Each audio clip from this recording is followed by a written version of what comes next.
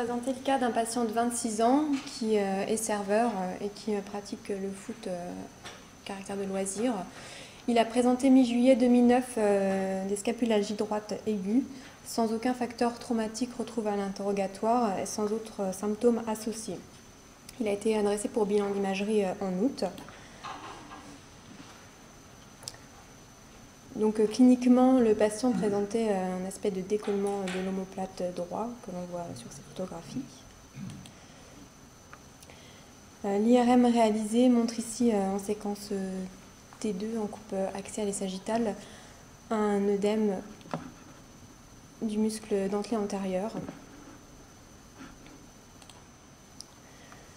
Muscle dentelé antérieur qui se rehaussait sur les séquences avec injection de gadolinium. Et cette séquence permet de nous montrer que par rapport au muscle gauche, il y avait une nette prise de contraste du muscle dentelé droit qui paraissait également amyotrophié. Donc au total, on se retrouvait devant une atteinte du muscle dentelé antérieur droit qui était en faveur d'une atteinte du nerf thoracique long. Donc le nerf thoracique long est un nerf issu des racines C5, C6, C7 qui fusionnent dans la région axillaire au voisinage du plexus brachial. C'est un nerf qui est responsable de l'innervation motrice du muscle dentelé antérieur. Donc voici un schéma anatomique qui nous rappelle le passage du nerf thoracique long dans le creux axillaire puis au contact du muscle dentelé antérieur au niveau de la paroi thoracique.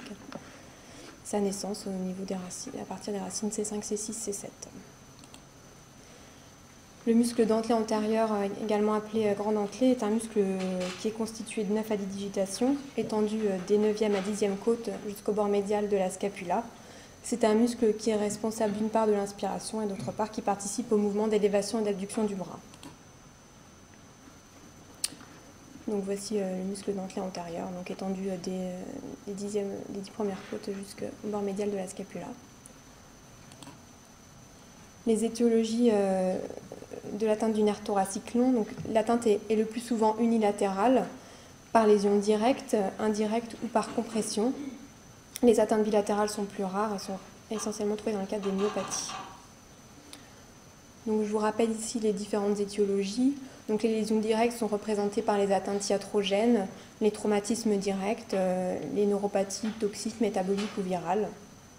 L'étirement peut survenir lors de certaines pratiques sportives, par exemple le tennis, le bowling ou l'haltérophilie, dans des métiers où les patients portent des charges lourdes ou dans les myopathies. Et les causes compressives peuvent être des compressions axillaires ou des compressions plus basses thoraciques. Cliniquement, l'atteinte du nerf thoracique long se révèle par une douleur de l'épaule associée à une faiblesse de l'élévation et de l'abduction du bras et un aspect classique de décollement de la scapula qui est appelé scapula ailée ou scapula alata.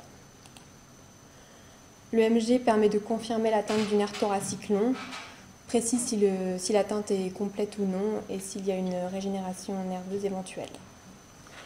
L'IRM permet de montrer d'une part le retentissement musculaire précoce qui est représenté par l'œdème du muscle dentelé antérieur qui apparaît en hypersignal sur les séquences en pondération T2 et d'autre part le retentissement musculaire tardif qui est représenté par une involution graisseuse et une atrophie du muscle sur les séquences pondérant T1.